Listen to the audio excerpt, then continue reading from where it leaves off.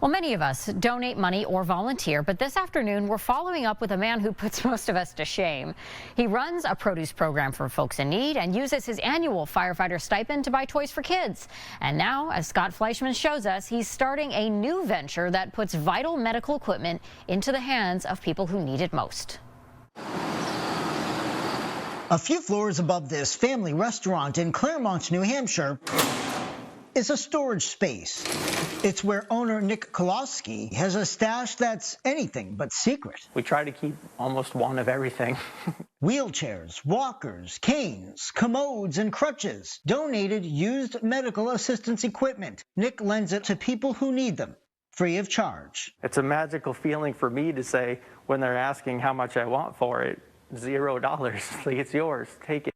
This started a couple of years ago when Nick saw a perfectly good used wheelchair ready to be tossed into the trash. Nick asked the owner if he could take it instead. I just had this thought that has a lot of life left in it. After posting the wheelchair on social media, someone reached out to Nick asking if they could use it. When you're in need of this stuff, it's usually a sudden need and you're not prepared for it. And if you're not of financial means, I can't imagine having to chase that stuff down. We reached out to Nick through Facebook.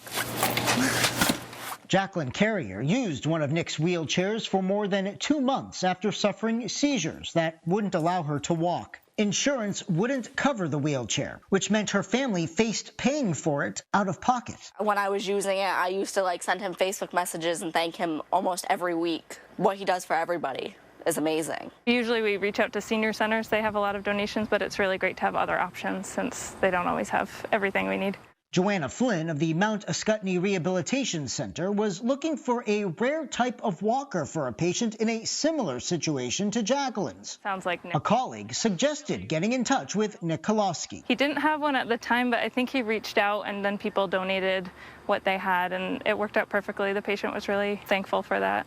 I was once told I'm a catalyst for good, and it's not always my actions. It's, people saying, hey, I have this. What should I do with it?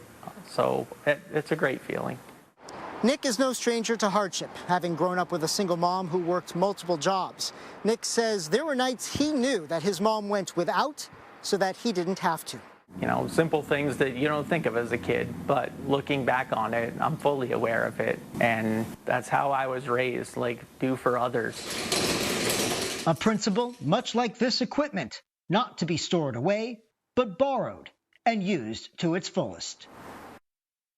What an awesome endeavor. Scott Fleischman joins me now. So, Scott, how can folks who either want to use the equipment or to donate equipment get in touch with him? Well, Nick says, like many of us, he's attached to social media, so his Facebook page is the best way to get in touch with him. On top of all the other things that Nick does, he's also a member of the Claremont City Council. He can be reached through them as well. We'll have all that information on our website, WCAX.com.